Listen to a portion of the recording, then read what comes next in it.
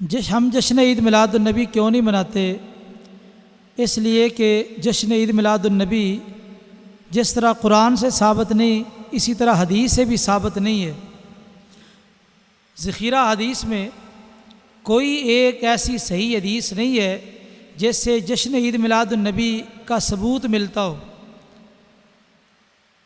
آپ دیکھیں، نبی کریم صلی اللہ علیہ وسلم جب مدینہ میں آئے تو مدینہ والوں نے 2 دن کھیل کے لیے مقرر کر رکھے تھے۔ صحابہ نے درخواست کی تو رسول اللہ صلی اللہ علیہ وسلم نے فرمایا، اللہ تعالیٰ نے آپ کے لیے ان 2 دنوں کے بدلے میں تمہیں 2 دن عطا کر دیے، ایک عید الفطر اور دوسرا دن عید الاضحیٰ۔ یہ 2 دن، یہی وجہ ہے محدثین نے حدیث کی کتابوں میں کتاب العیدین یہ کتاب متعین کی ہے، 2 عیدوں کے بارے میں کتاب۔ اگر تیسری عید اسلام کے اندر ہوتی تو پھر محدثین جمع کا صیغہ لاتے، حالانکہ تثنیہ کا صیغہ لایا گیا، کتاب العیدین 2 عیدیں۔ تو اسلام میں 2 عیدیں ہیں، تیسری عید نہیں ہے۔ اس کا ثبوت نہ قرآن مجید میں ہے اور نہ ہی حدیث سے یہ ثابت ہے۔ ایک خواب بیان کیا جاتا ہے، حضرت عباس رضی اللہ تعالیٰ عنہ کو خواب آیا۔ انہوں نے خواب کے اندر ابو لہب کو دیکھا۔ ابو لہب سے پوچھا کہ بتا اللہ نے تیرے ساتھ کیا معاملہ کیا ہے؟ اس نے کہا کہ میں عذاب دیا جاتا ہوں، لیکن میں اپنی انگلی کی طرف اشارہ کیا، یہاں سے پلایا جاتا ہوں، انگوٹھا اور انگلی کے درمیان سے۔ جس انگلی سے اشارہ کیا تھا کہ سویبہ لونڈی کو آزاد کرنے کا آپ کی پیدائش کے موقع پر، تو اس سے پلایا جاتا ہوں۔ یہ روایت پیش کر کے بتایا جاتا ہے، دیکھو بھئی، اگر ابو لہب کو نبی کریم صلی اللہ علیہ وسلم کی ولادت پہ سویبہ لونڈی آزاد کرنے کی وجہ سے قبر میں فائدہ ہو رہا ہے تو ایک مسلمان کو کیوں فائدہ نہیں ہو سکتا؟ یہ بطور دلیل خواب پیش کیا جاتا ہے۔ پہلی بات تو یہ ہے، یہ عروہ کی مرسل روایت ہے، اور مرسل جو روایت ہے محدثین کے نزدیک بالاتفاق حجت نہیں ہے، یہ ضعیف روایت کی قسم ہے۔ دوسری بات یہ ہے کہ یہ تو ایک خواب ہے، اور خواب کس کو آیا؟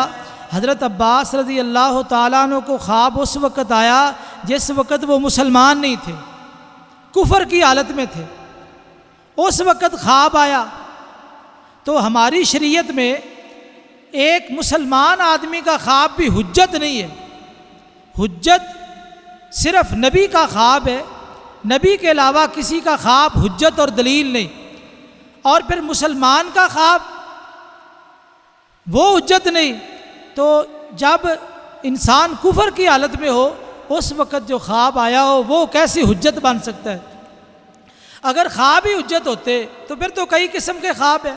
فتاویٰ بزازیہ کے اندر امام ابو حنیفہ علیہ الرحمہ کے حوالے سے ایک خواب لکھا ہے کہ امام صاحب فرماتے ہیں، میں نے خواب کے اندر نبی کریم صلی اللہ علیہ وسلم کو دیکھا، یعنی تو اب میں نے آپ کی ہڈیاں سینے تک جمع کر لی، اس طرح کا خواب۔ تو ایسے خواب جو ہوتے ہیں یہ حجت اور دلیل نہیں ہوتے، خوابوں سے دلیل نہیں پکڑی جاتی۔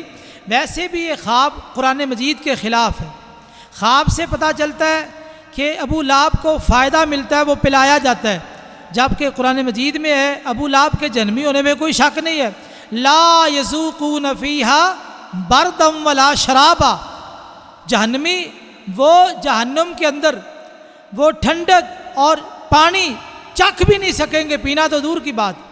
تو ظاہر بات ہے قبر کے اندر بھی وہ جہنم والی کیفیت ہے۔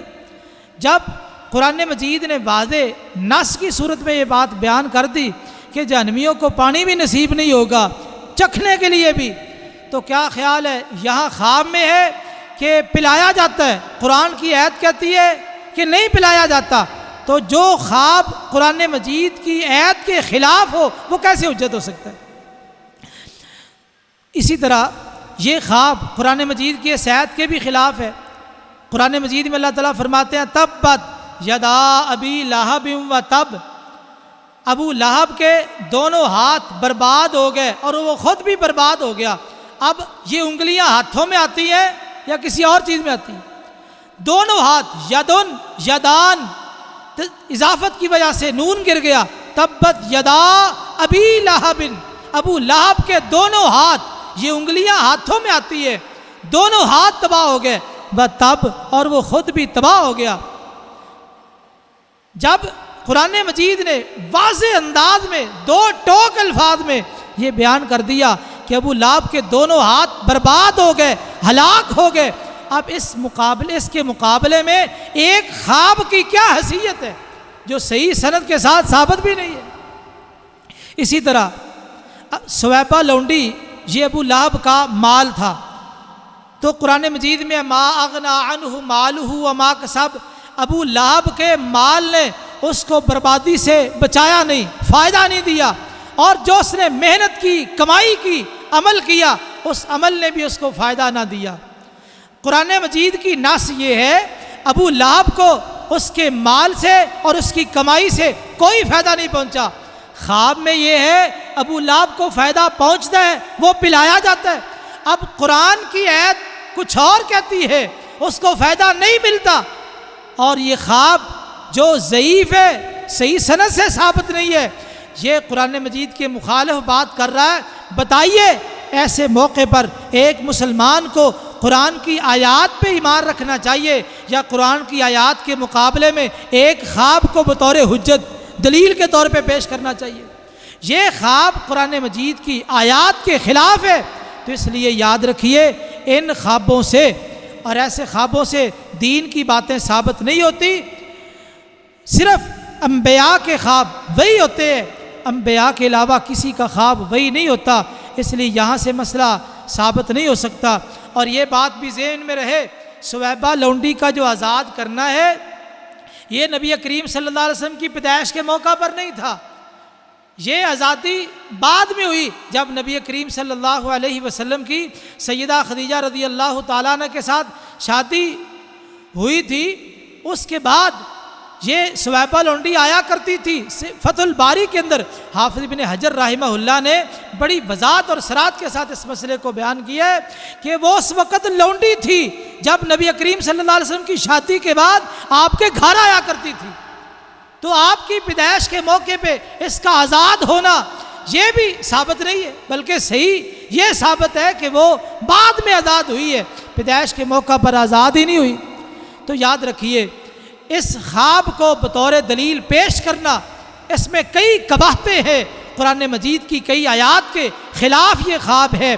اور اسی طرح حضرت عباس رضی اللہ تعالیٰ عنہ کو جب یہ خواب آیا اس وقت وہ کفر کی حالت میں تھے، مسلمان کا خواب حجت نہیں تو ان کا خواب کیسے حجت ہو سکتا ہے؟ پھر یہ صحت کے ساتھ ثابت بھی نہیں ہے۔ مسئلہ ثابت ہو گیا۔ ہم جشن عید میلاد النبی کیوں نہیں مناتے؟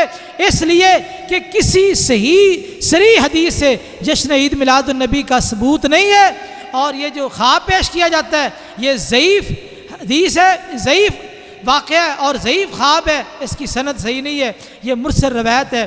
اللہ سے دعا ہے اللہ تعالی ہماری اصلاح فرمائے، ہمیں ہدایت نصیب فرمائے۔ اقول قولی ھذا واستغفر اللہ لی ولکم ولسائر المسلمین والمسلمات۔